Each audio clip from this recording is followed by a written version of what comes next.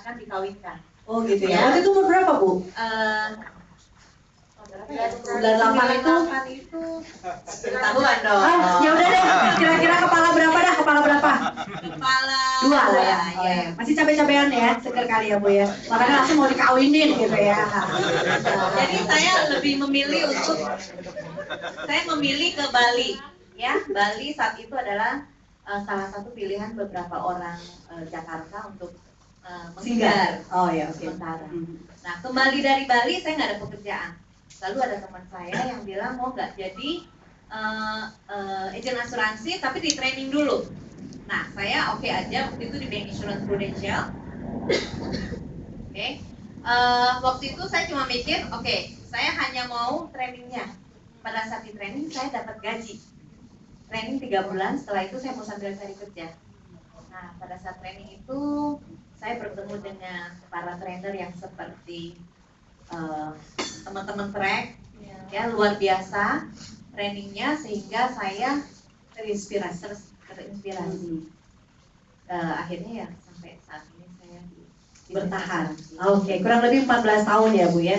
Kalau boleh saya tahu background pendidikan Ibu itu apakah ekonomi atau hukum? Saya kuliah di BINUS, komputerisasi akuntansi. Nah, kagak nyambung kayaknya ya. Kayak nyambung ya. Jadi kalau dibilang kesasar sama kecemplung ini beneran ya Bu ya. Udah kelihatan kecemplung ya. Akhirnya basah sekalian ya Bu ya. Yang saya tahu orang akuntansi itu diam ya John ya kayak kamu ya. Nah, diam. Terus belakang layar gitu ya Bu ya. Terus banting setir dunia marketing. Nah, kira-kira gimana tuh Bu seorang akuntansi terus harus ke lapangan? Waktu itu yang Ibu rasain gimana? Boleh sharing Bu? Oke. Sebenarnya mungkin yang salah bukan pekerjaannya, yang salah kuliahnya.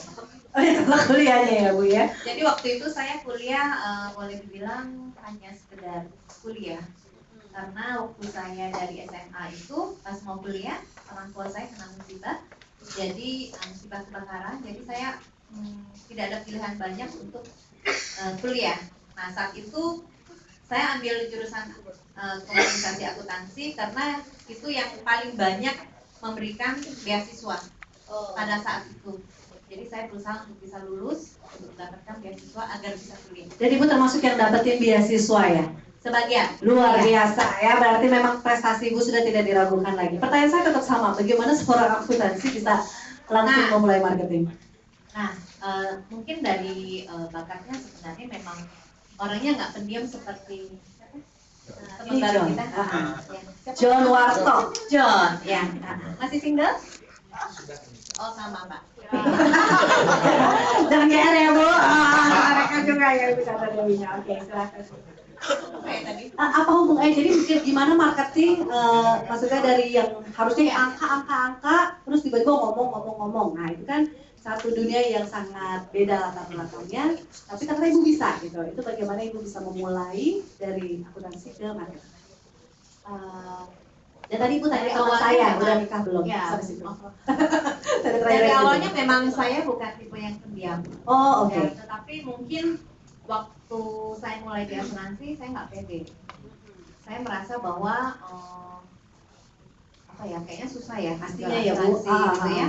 Tapi saya by the way saya nggak pernah kerja di akuntansi Mbak. Oh oke. Ya, dari awal saya kerjaannya di tadi yang di stand PRJ gitu ya. Boleh cerita nggak Bu waktu pertama kali di stand PRJ itu sampai terus akhirnya kecemplung di asuransi? Ya. Stand PRJ itu adalah hanya pada saat Juni kita kan libur dan yang tadi saya bilang saya agak terbatas secara finansial sehingga tawaran untuk jaga stand itu saya ambil aja. Pada saat itu satu malamnya 50.000 dan nilai itu sudah cukup besar ya. Nah dan teman-teman tahu nggak saya jaga stand apa? Tadi ada yang perhatiin saya jaga stand apa? Ayo, stand apa yang dijaga di PRJ? Gak ada yang tahu ya, gak ada yang tahu. Saya jaga, ya mie, betul, ya mie. Dan jaganya tuh bukan sekedar kayak jaga orang beli selesai, enggak. Tapi orang beli dan makan di sana. Jadi saya membuatkan mie untuk yang makan di sana. Wow. Awalnya agak nggak enak gitu ya, maksudnya jalaninya karena di sana kita dipaksa untuk melayani, gitu kan? Tetapi karena sudah pilihan saya untuk menjaga dan saya dapat fee, akhirnya saya jalani juga. Ya. Apapun yang dijalani dengan sepenuh hati, akhirnya membuahkan juga ya Bu ya.